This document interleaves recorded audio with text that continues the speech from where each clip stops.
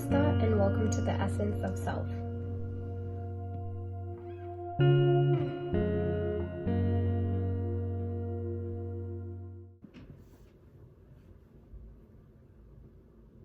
Okay, so welcome back to week 3. This week we're talking about how to handle stress and prioritize your tasks and balance out your life when you have numerous things to do. And most importantly, out of all of these things, is to maintain your core and make sure that you're still taking care of yourself, even though you may have endless number of things to do. And I think this is a really important skill to have, whether you be a high school student, a college student, an adult, a parent. We all tend to get so caught up in the busyness of life that we forget about basic necessities that we need to take care of. And sometimes we end up putting all of our energy into something that necessarily doesn't require it in that moment. And that's where prioritizing comes in, and that's where compartmentalizing what we need to do and when we need to do it is so important. And I feel like me personally, I struggle with this a lot, in the sense that I get really caught up into my work, and I'm one of those people that when I have something I need to do, that's all I think about. And I get really irritated in a way that if I don't finish it, I'll be like, oh, you didn't do anything, you're not productive. And I think a lot of people struggle with that. So when they do a certain task, that's all they think about, and they tend to ignore everything else. A quick story or example is in August this year, I had a big event that required a lot of preparation and planning. And my family was the one organizing it, so we were all completely busy with, the mechanics of this event. And it had taken 3 months of preparation. And I was managing a couple of things in that event, and I was so incorporated into my work. I was so involved in the event that I had forgotten about everything. And the event did go well, and I did my task as I wanted to.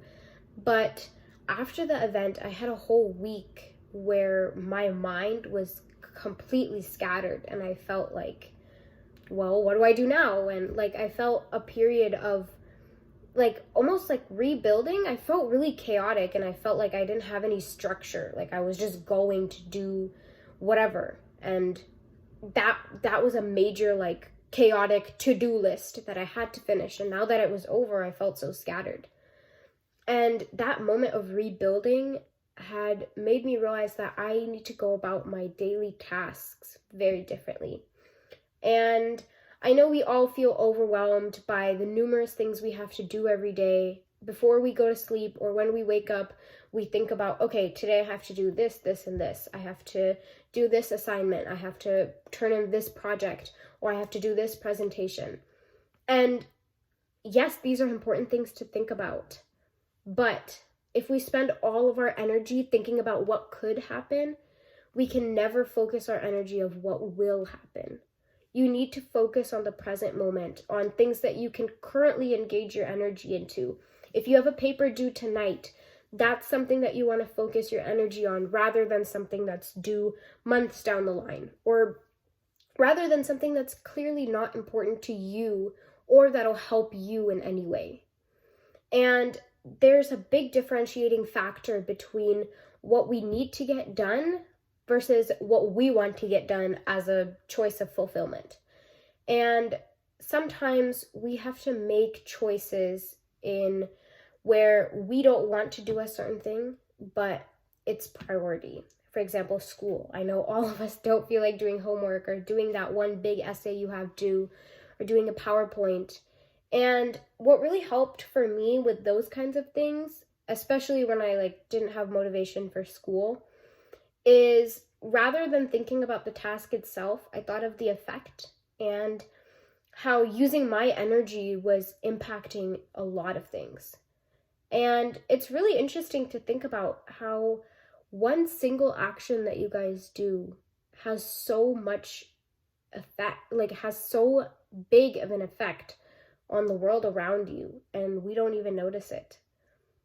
And one action that you make, one decision that you make can impact your entire future.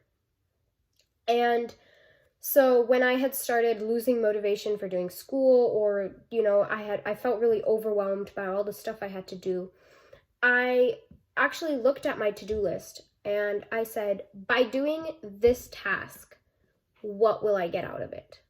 And, I wrote them down. I wrote all of my to-do tasks down. And right next to it, I wrote what I will get out of this. What is my outcome? Am I getting a good grade on something? Am I learning something new? Am I, cherishing the moment? Am I spending time with family or friends? Or am I just doing it for my pleasure?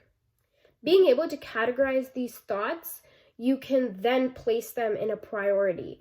What is more important to me? Is it helping somebody with a certain project that they need help with? Or is it, doing a certain assignment that I think will really help my grade? Is it turning in a paper? Is it spending time with my family because I've been so busy recently? And nobody can decide that for you except yourself. And I know that life can get overwhelming and that we have numerous tasks to fulfill and, multiple people to please. And I think that's one of the biggest pressures, in a sense, that we all deal with is, if I don't do this certain thing, somebody will be disappointed in me. And you know what? This people-pleasing business is gonna go out of fashion very soon. You're gonna get really tired of doing things for other people. And you know what? If you were put on this earth to please other people, why even be given a life of your own, Why even be given thoughts of your own? If you wanted to please someone, you might as well be made to their liking. But you're not. You're made to who you are. You're tailored to your own needs. So there's no point in trying to please somebody that has completely different expectations that what you're not made for. But I know you're going to say, like, okay, what about my parents? And parents are, yes, we feel the need to please them. We feel the need to make them proud. But if you are not helping yourself, if you're not making yourself proud, there's no point in trying to please your parents. This pressure that we need to do things for other people, it'll run out of fashion very soon, because you'll just keep running this endless circle of, okay, I pleased you. Okay, next, on to the next, on to the next. And you'll never find that fulfillment that you're looking for unless you can truly please yourself. You can do something that you are proud of. Once you can attain a certain task or do a certain goal that you are proud of, that you personally feel like you accomplished and it helped you in certain ways, then you have truly mastered the people-pleasing business. Because to please other people, you have to start by pleasing yourself. And you may not please everyone, and not everybody will be accepting of what you do and, how you do it. But you just have to keep going every day, do what you do. And all of the stress in your life is external. If you can remain in your core, if you can remind yourself every day of the basic things that everybody should know, that I am worth it, I'm strong, I'm going to do this. Take it day by day. Every day, set up short-term goals for yourself. What's sometimes overwhelming for me is I have a lot of long-term goals, and I have a lot of stuff that I want to do down the line, but, all of those down the line tasks seem to accumulate into a big, long list, and then I just don't know where to start. But if you take it day by day, short goals and really centered goals, at the end of each day, you should be able to name at least one main thing that you accomplished at the end of the day, one productive thing that you did, one thing that you learned, one way that you grew. If you have these short-term goals for yourself, they'll start to add up into one big thing. And at the end of the day, you'll realize that you're closer to your long-term goal by achieving your short-term goals.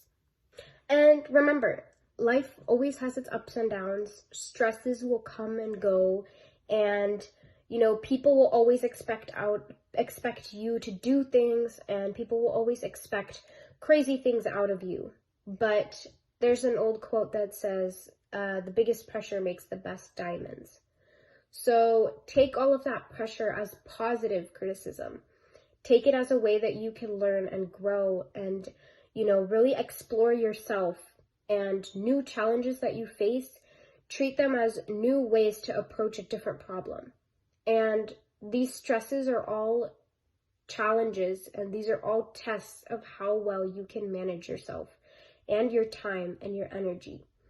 And make sure that you're giving your energy to the right things and the right people. Okay guys, that is all for this week's video. I'm so sorry that it's kind of short, and I think it'll be posted a day late, but this week has been super crazy for me, so I tried to get it done as soon as I can, but my apologies if it's late. And let me know how you thought this video went, and of course, accepting next week's suggestions. And follow the Instagram, and don't forget to read my blog, and see you next week. Bye!